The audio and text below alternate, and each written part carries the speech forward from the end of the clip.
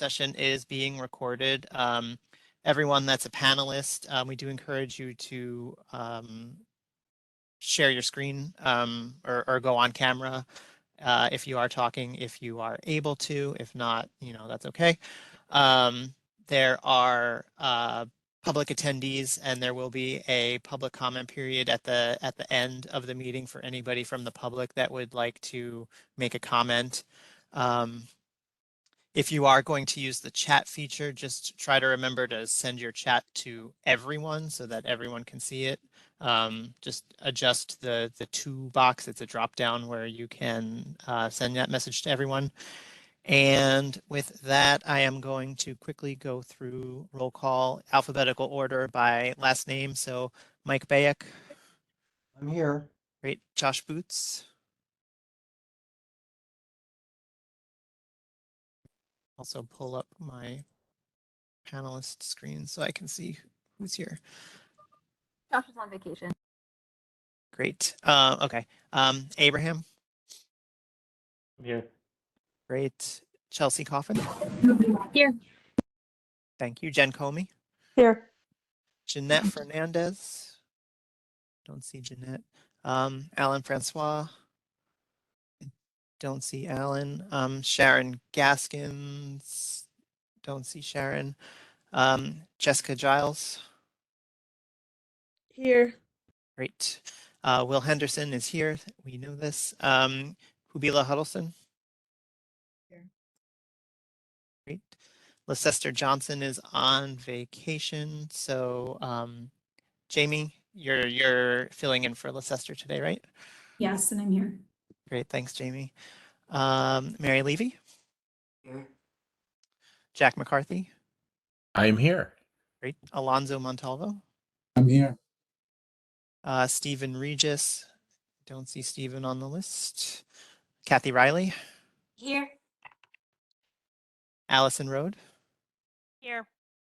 Justin Rydstrom. See Justin. Nate Schwartz. Hey folks, I'm here. Great. Atima Shahi. Don't see her. Ashley Simpson Baird. I'm here. Great. Drew Snyder. I'm here. Raymond Whedon. Don't see Raymond here. Jonathan Weinstein. Don't see Jonathan. Kevin Wenzel. I'm here. Great. And last but not least, Margie Yeager.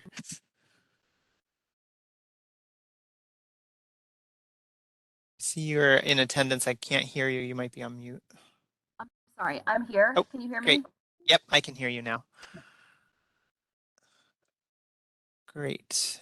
And last, Patrice, I'm gonna make you the presenter. Okay, we're ready to get started. Michelle, do you want to kick us off? Sure.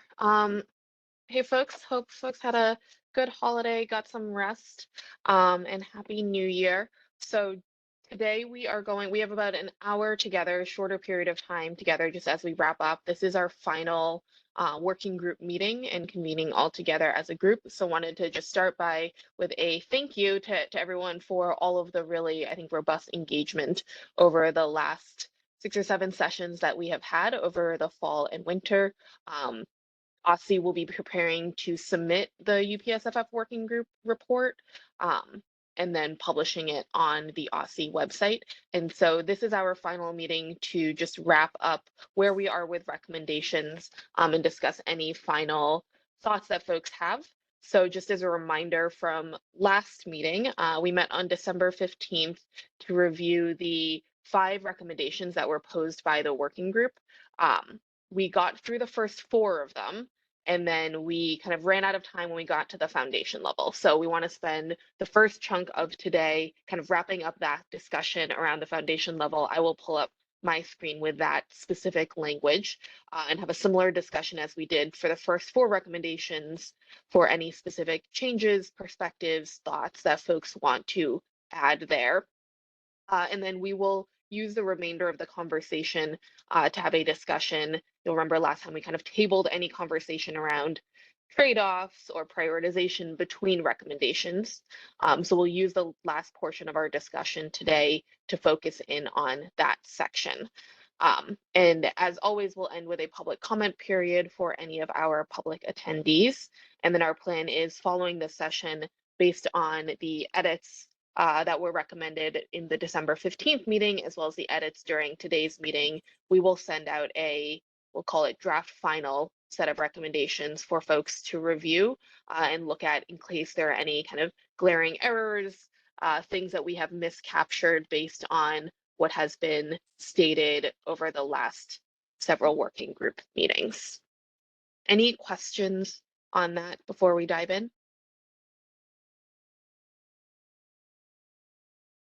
Great. So as I mentioned, we want to just start with wrapping up the specific deep dives into actual recommendations themselves. And so folks will remember we paused on the foundation level recommendations. So I'm going to pull up my screen with the draft language that was previously shared here. And I think there started to be some discussion. We did not go into it in depth. So just to recap for folks, during, I would say 2 meetings ago, there was the possibility raised of recommending that we increase the foundation level. This was coming out of a discussion when we were looking at the PARCC score assessment data coming out of the middle school being a potential area that folks were looking at, and that conversation kind of expanding to then elementary school, to overall student challenges and declines in the pandemic, and whether that we wanted to recommend a foundation level increase. So there were several potential recommendations put in here. Note with none of these actually put forward as a recommendation, being one, a historic investment into the 5.9% increase in FY23, two, potentially tying foundation level increases to submeasure of inflation, and then three, recognizing a lot of the new and different responsibilities that schools have taken on since the last adequacy study was conducted, ensuring that the adequacy study is looking at all of the functions that schools provide supports to students for, including, for example, mental health resources, physical health support, youth safety, background checks, etc., and ensuring that the foundation level, when the adequacy study is looking at it, encompasses those pieces. So I think there started to be differing opinions on the foundation level, where it stands as a recommendation, the type of recommendation that the group would want to put forward. So we wanted to open it up just for discussion to hear the varying perspectives from folks on both either how it's written now or preferences within the specific bullet points.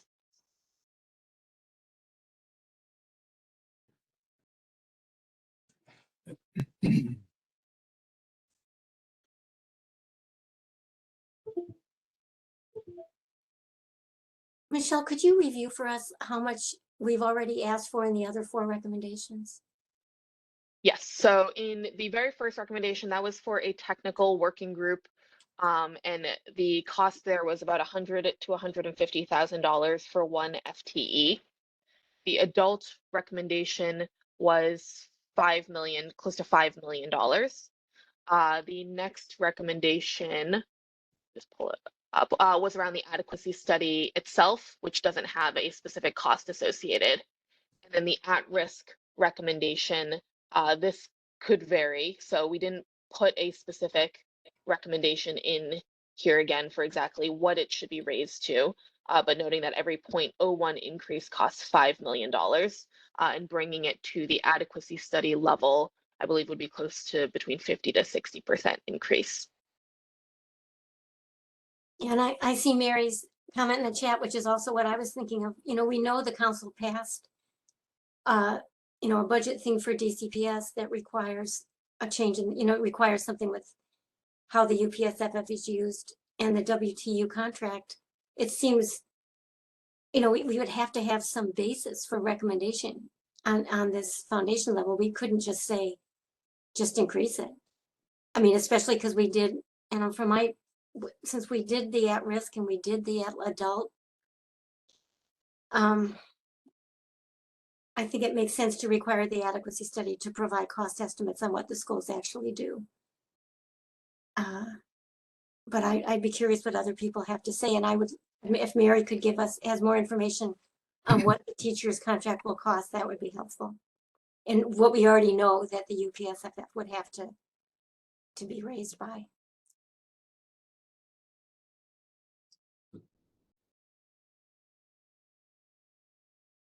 Yeah, and I'll note that I think like on the district government side, this is part of the role of OBPM and OCFOs to help us cost out the contract implications for incorporation into the UPSFF in future years, so in FY24. So yes, it would be embedded in for future years as it has been in the past.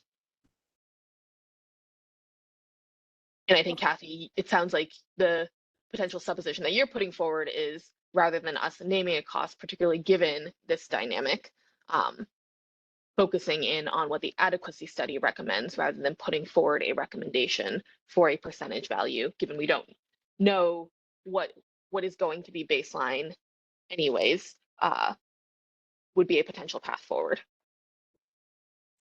Yeah, I just don't think we should put something here as if we don't know that happened and we don't know that the city is already going to be responsible for that money for every student, both sectors.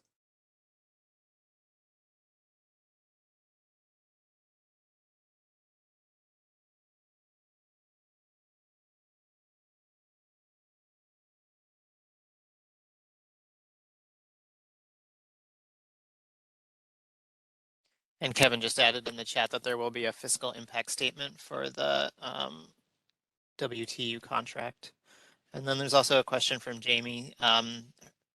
Their understanding is that the next adequacy study is limited in scope. Are we able to influence its focus at this point?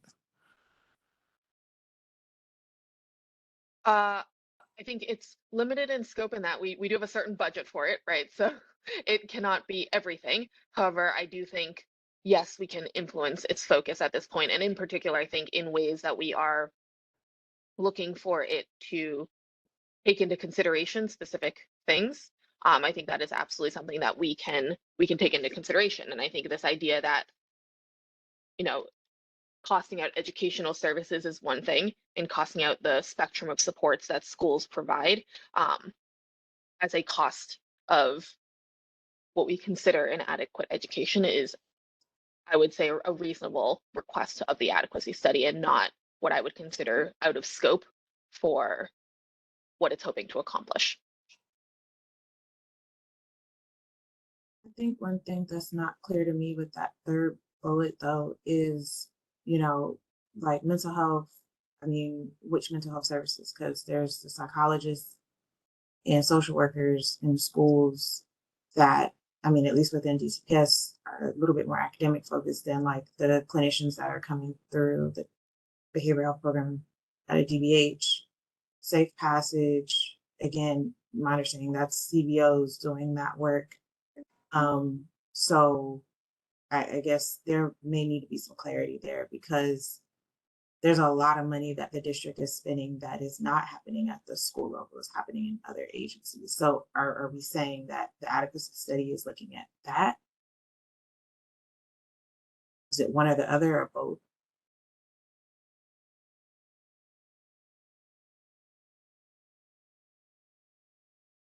So I think we should edit what we have here to say, that the adequacy study should also take into account other agencies that are providing services or something. I mean, because there's one piece that says, what are the schools responsible for? And then another piece that where do the resources come from? So at least it indicates the complexity.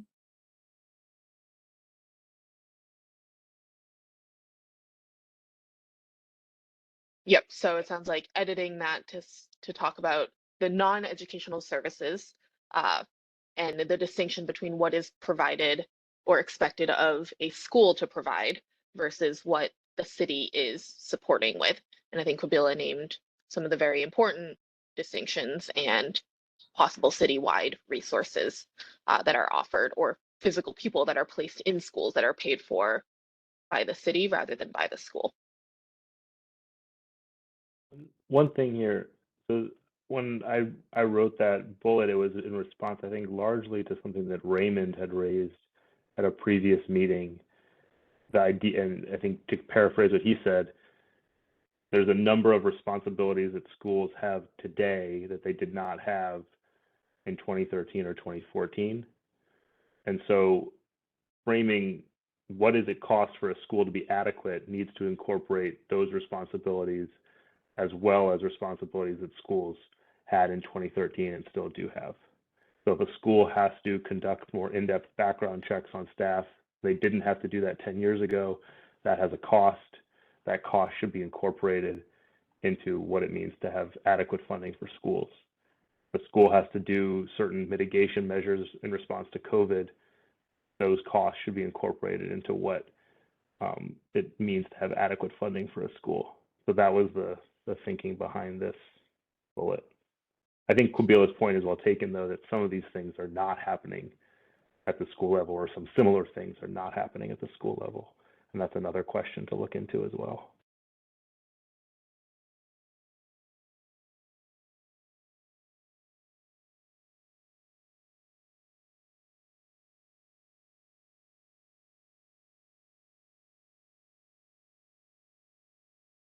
So I don't see how we can say the 5.9. I don't know where other people are, where are people at about what we say on this one.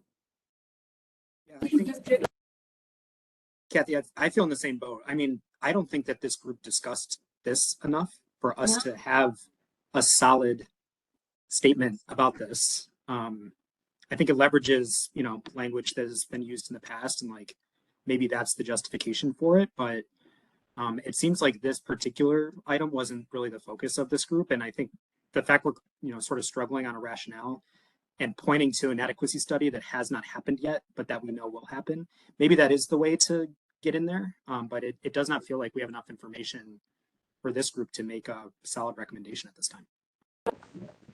I appreciate this. I think a specific recommendation is tough to come by, but I do think the foundation level funding is the most influential part of the formula.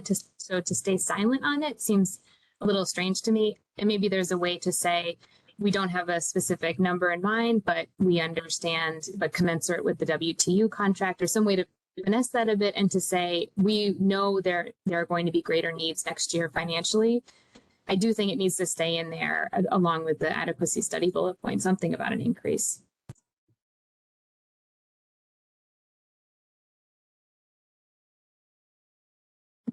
I mean, even naming the WTU contract, I think, is a little challenging, because while those costs may be borne by charter LEAs, the actual costs of the contract that'll show in the FIS are borne by DCPS. And so I think it's difficult to name what we like, to tie even that, because I think that there's not a clear rationale across there too. Like, I think that we're just kind of struggling right now because we really didn't discuss this ahead of a recommendation. Yeah. We didn't do the work.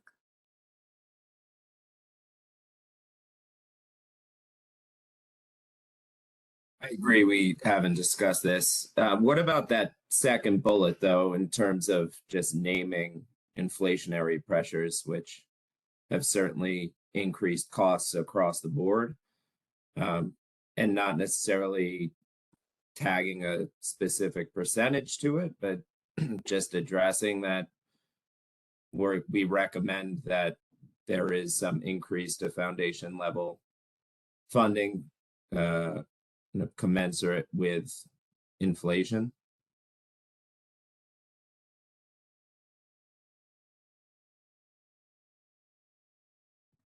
Yeah, I think that makes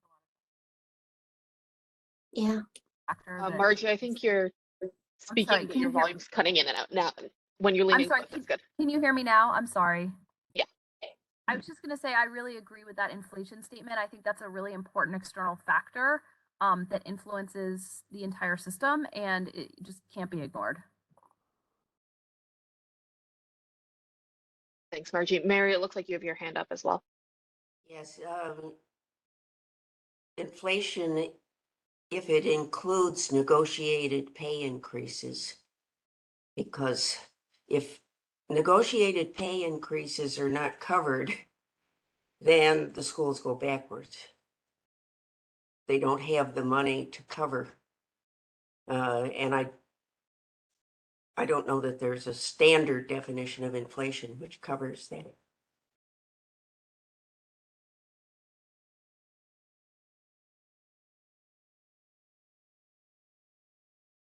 Anyone opposed to saying that we need to consider inflation and the costs of a as yet to be entirely defined teacher contract? It would seem like we could do both, recommend both. I think to Kevin's point, if we say the negotiated pay increases, it's important to note that those apply to DCPS and that the other LEAs will use that money as they see fit. But it is different between the two sectors. It is a requirement of one sector and not of the other. So this goes to the point of we didn't have a chance to flesh this out, but I don't think the two are mutually exclusive. I don't think inflation would necessarily cover. Does the definition of inflation cover negotiated contracts? It doesn't even have to be just the WTU contract. There's other contracts that the DC public school system is subject to that the rest of the LEAs are not subject to. But they do end up benefiting from those negotiations. Yeah, I think the way that this reads, Kathy, piggybacking on what you said, the way this reads to me is you would name like the CPI as an inflationary measure. And then our recommendation would be if the CPI goes up by 2%, then 2% would be the recommended increase at the foundation level. I think, Mary, to your point, the CPI doesn't necessarily capture, it certainly doesn't capture as a lagging indicator, it does not capture a newly negotiated set of costs, right? So I think that may be where there is a disconnect there. Yeah, and just to remind people, the negotiated teacher contract goes back to fiscal 20, so that there's an increase for each of 4 years, which compounds, feeding into fiscal 24. That's why it's a large percentage increase.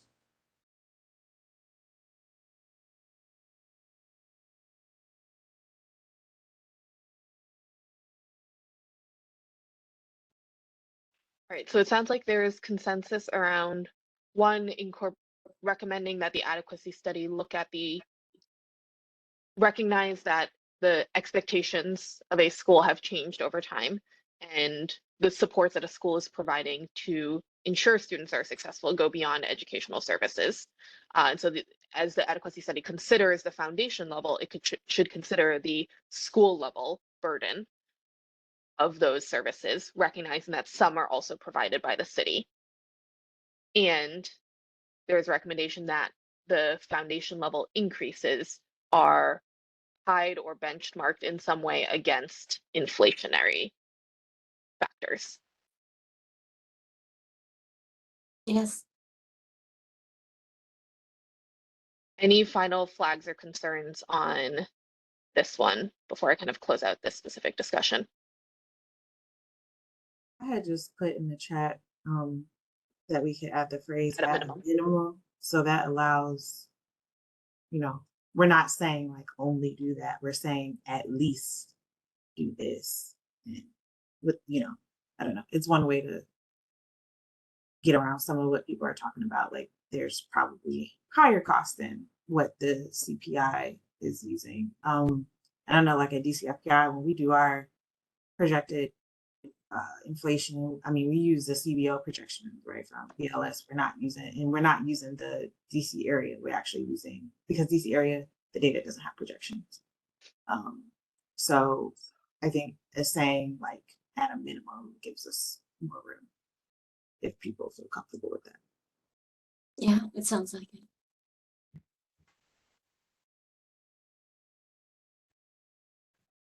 I think one of the challenges here, and I'm wondering whether whether it's a good idea to stipulate it in this or not, is if you go back to the original purpose of the Uniform per Student Funding Formula, it was to ensure that you know all LEAs were funded in the same way.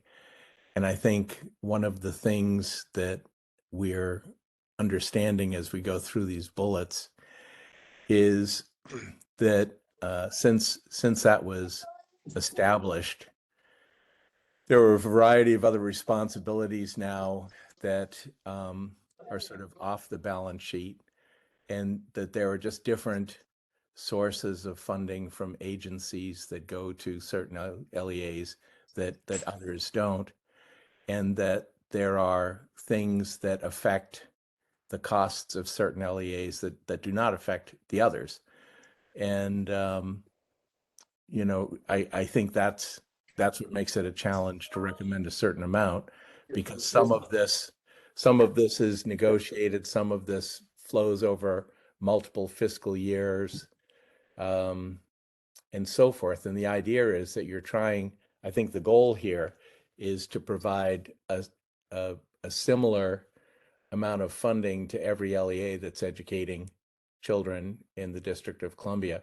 So maybe if we could put some sort of sentence in here to stipulate that understanding, so that as the adequacy study proceeds and as the council and mayor act on the Uniform per Student Funding Formula, that those factors are taken into consideration.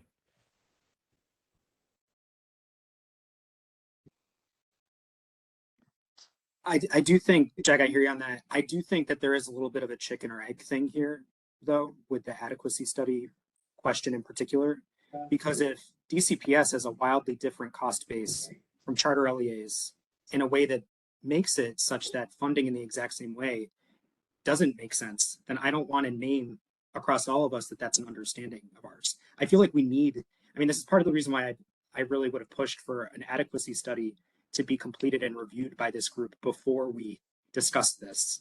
Because I think that we just at this point are not armed with enough information to really understand what's happening both across the system, but even matching up LEAs. I mean, the most recent information we have on that is from 2020, and even that is probably out of date at this point because of the effects of the pandemic.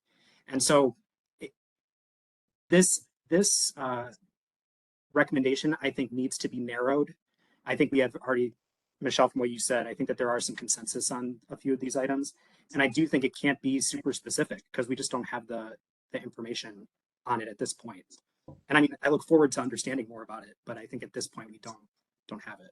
I think you make a great point, Kevin, and I agree with everything that you just said.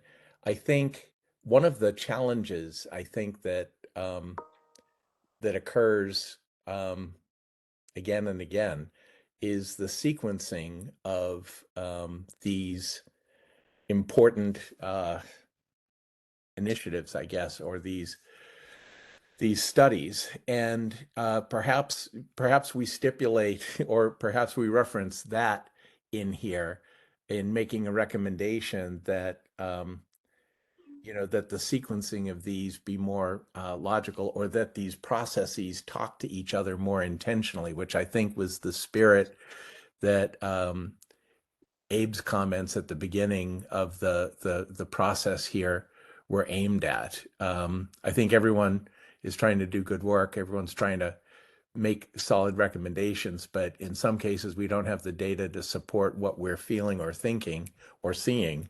And this could just be a better process if it were, I think, more integrated, more thoughtful, more sequenced. Yeah.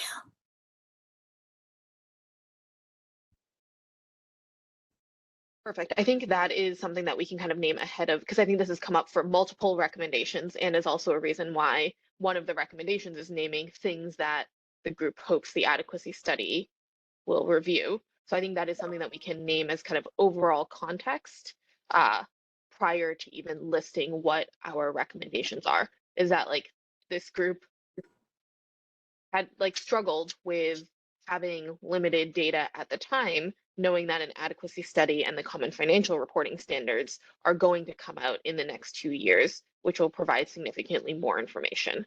And so some of the questions that were raised by the group offer opportunity for further review and study rather than specific recommendations right now, which I think is a both like responsible view of the group and names the very real challenges of putting something forward without concrete data. All right, so the next part of the discussion we want to talk about is prioritization and trade-offs among recommendations. So I think a couple things that I want to name at the top here. One is that I think it's important for us for this group to name and talk about what some of those considerations are. It's not necessarily, and I think we've talked about the purpose of this group previously, to make the determination of what those trade-offs have to be. I think that is the responsibility of both the mayor's budget team and council as they are appropriating the budget to actually have to make those trade-offs. Given that, I think there's a couple ways that we can approach this. And I think the other caveat is that we have been mindful, as Ryan and I have been thinking about this working group, around both the composition of the working group, the balance among sectors, to kind of limit any specific voting, knowing that things kind of aren't always balanced in that regard. And so as we think about the recommendations and how we want to lay them out, I think my initial option for folks' reaction is that we list our recommendations in the order of how much time we spent on them. I think there are some recommendations that we spent a robust amount of time and effort around, and others that came up later in the conversation that are not necessarily less important or of less priority, but that we may have be basing this with less information on. And then have a section of the recommendations that name some of the considerations that folks have as we think about trade-offs, or that folks would want both the mayor's office and council to take into consideration as they think about prioritization or trade-offs between them. So I'll put that out there also with, I think, and Ryan, you can correct me if I'm wrong, I don't believe that previous reports have specifically ordered recommendations in a way with like explicit, this would be the one that we would want to get done first versus second versus third. Ryan, is that correct? Yeah, I do believe that is correct.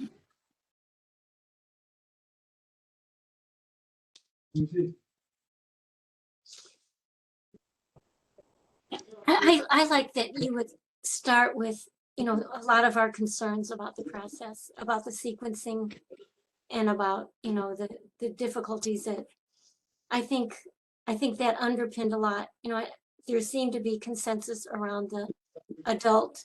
We spent time on that, but it doesn't touch a whole lot of students in the system. You know, that is one of the recommendations. And then, you know, but it seems like a lot of what we talked about is process. So besides the adult one and wanting to somehow address the at-risk students. So what do you see? Could you just outline for us, since this is our last time together, could you just go over one time what you're kind of seeing, what you even think we spent the most time on? I really appreciate your struggling with this with us. I know it's hard. Yeah, I think Kathy, you named it pretty accurately, is I think where I think we are initially landing is like, we name the overarching context. This is coming out of the pandemic with limited information, with a couple of weights having changed recently, which was, I think, why we initially chose not to dive into at risk, and with the common financial reporting standards and adequacy study coming after this group convenes in 2022, leading this group to talk a lot about process, a lot about what additional information is wanted, and I think level setting on where we are right now. So I think that is overarching context that we can provide. we then dove specifically into adult weight. Here is what we discussed. Here is what we found. Here is where there was consensus among the group. And then I think before we get into the next set of recommendations, naming, I think like given all of the context, other things were also raised, recognizing that like the adult weight touches a very specific amount of students in a very specific number of schools, many of whom aren't touched were in the working group and kind of named other things. And so that would include looking at the at-risk weight at the foundation level, and going to those process pieces, a technical working group and adequacy study. And so I think we can then bucket those sets of recommendations almost into two. One is like weights that both touch more students and reflect many of the concerns raised around the impact of the pandemic, and two, considerations for process as well as future studies and reports. Thank you. Also, just Michelle, just to name too, I don't know if it would be appropriate to name that DCPS's budget process is also changing, and that is part of our grappling. Sorry, I heard like most of what DCPS's budget process is. Yeah, because you were just naming like process and like pandemic, weight changes, stuff coming after this. I think just within the last, several weeks, we also got another change. And that maybe fits underneath this specific section of foundation level, or it can be in the broader context. But I think that should be in there too, because the public will know that this is also. Yep.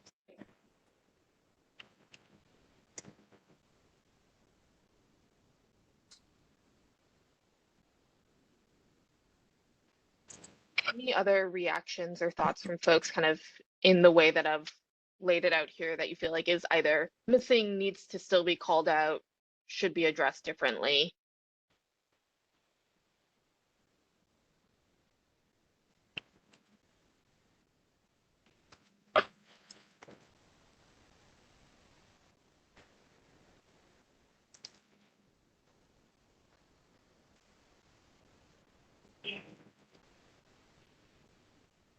It's all, of course, in how it's written, but I hope that we don't hamper the recommendation by giving a bunch of asterisks about the process. I think,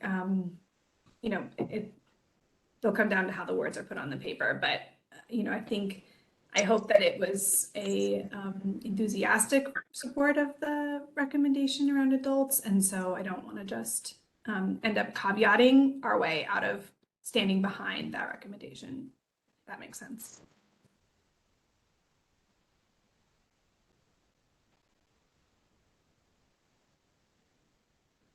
Yep, I think that's fair, Jamie. And I think in how we frame like what we were able to dive into versus what we were not, that is, I think, where many of the caveats would lie in my opinion.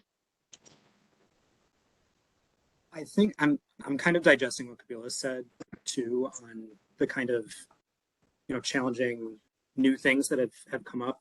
I don't think it's appropriate to include the DCPS budgeting process for a couple of reasons. The first is, I think the other caveats do have citywide implications. So understanding common financial reporting standards across LEAs, an adequacy study will apply to all LEAs.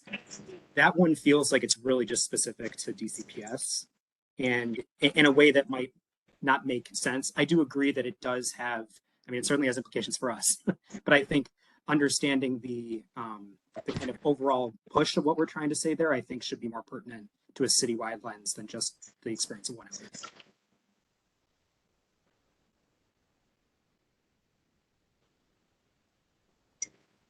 But I think, isn't that the same for adult public charter schools? That's only one sector also. I feel like it's a large number of students that are affected by the DCPS budget, and it is relevant. I feel like it came up in a lot of our conversations.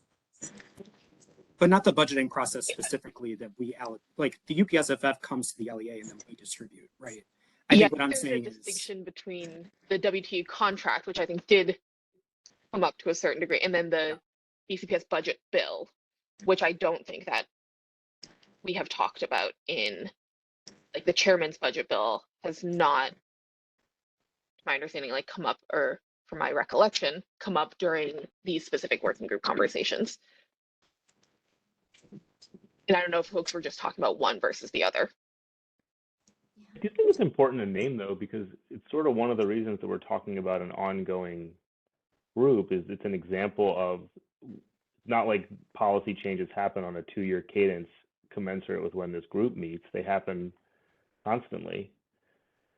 And so wouldn't it be appropriate for there to be a group that's kind of frequently on board to look at these things, because the council makes changes, the mayor makes changes, the situation changes, and so it seems like it would be worth mentioning. I think to Qubila's point, this is an example of, you know, that we live in a system that is constantly changing, and so we need some capacity to look at that if we're going to make thoughtful recommendations. We've all struggled at various points with, you know, how to interpret what we have, and part of that is because different things are happening constantly. Yeah, I think the difference though is we are not looking at any other LEA's allocation methodology from the chairman's perspective. It can't be that this group is, you know, weighing in on something that applies only to DCPS in this specific way. I don't think that's appropriate.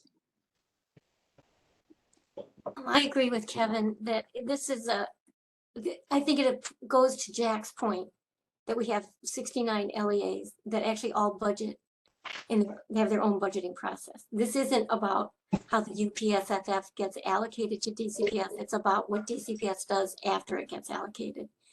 So I think it could be named in the broader way that Jack talked about it, that we have 69 LEAs that, you know, and this is a complex thing. This is why the, you know, the uniform financial reporting system and the other information that we're looking at.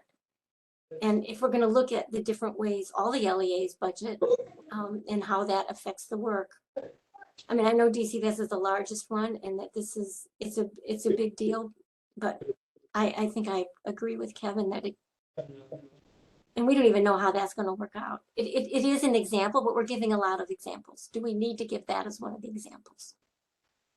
Just one final point. All I'm saying, I'm not saying that this group should be weighing in on how DCPS budgets. I'm not advocating for that. I just think it's an example of change, and we don't fully understand the implications of it yet. And I think it's a supporting reason for why there should be an ongoing group. But I'm not here to say, oh, this group needs to look at LEAs and how they budget and move things around. And I don't think that would be appropriate. It just is confusing if it's in there in that way. That's I think that's the point. So then I think I would just propose that instead of listing one specific legislation like this bill for DCPS budgeting, we could just say any school finance bill, because like there's lots of stuff that gets included in the Budget Support Act each year that is something that a technical working group could look at, which, you know, deals with the UPSFF weights and everything, and the school financial transparency bill that led to the common financial reporting standards, like, is another bill. Like, so we could just be more general and and broaden it to school finance related legislation that comes up each and every year.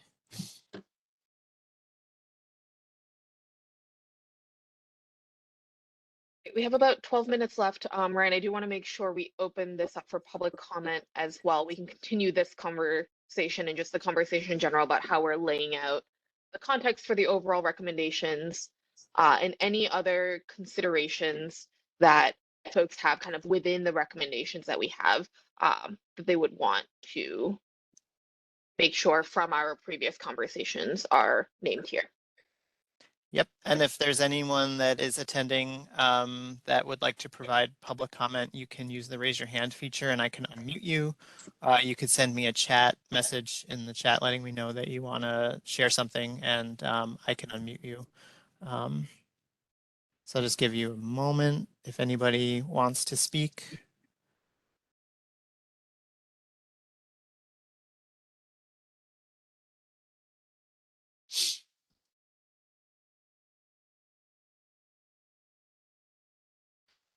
And I don't see anything, so we can continue forward, Michelle. And I'll just stop and interrupt you if anybody raises their hand. Perfect.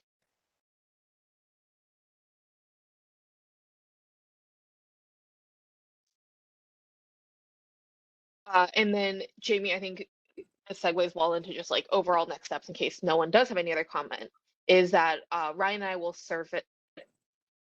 circulate a draft final version of the report to the working group members for any flags, concerns around things that either are captured incorrectly, don't reflect the ways that the working group talked about during the meetings, and then we will incorporate those for the final version, and we can circulate the final version before it goes public.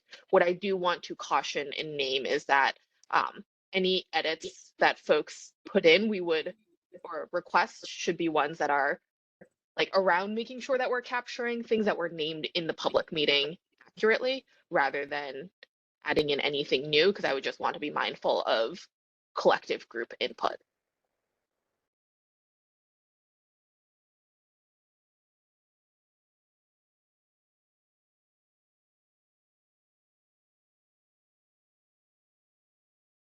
All right, final comments from the group. Going once, twice. All right, folks, well, we have our next steps out for the group.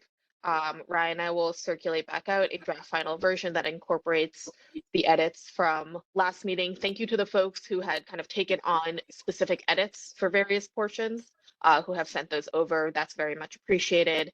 And then we'll also incorporate the edits from this conversation into the version that we send out to the group. Thank you again to this group. I know that this round, as we've discussed, was challenging given all of these moving pieces, but I think we landed in a really strong place of both naming the challenges as well as recommending changes for incorporation, process recommendations as well. So appreciate everyone's time. I know it has been a lot to meet for 2 hours every couple weeks on this topic, and it certainly is a hefty one. So thank you for the engagement, for the robust discussion, and for the really, I think, respectful and open discussion over all of these sessions as well. I think you've done a very good job in facilitating these conversations in a very condensed timeline, Michelle and Ryan. So I just want to state that as one member of this group. Yeah, absolutely. Thank you. Alrighty, thank you for that, Jack, Kathy. Thank you, folks. Thank you all. Thanks, everyone. And just a reminder that we will have all of these recordings available on the website in case any of you ever want to go back and review them. In all your free time. Yeah, but again, thank you for all of the hours that you've devoted to the working group over the past couple months. You made our jobs a lot easier by being so vocal and the wealth of discussion. So thank you very much. And we will see you all later. Thank you. Thank you.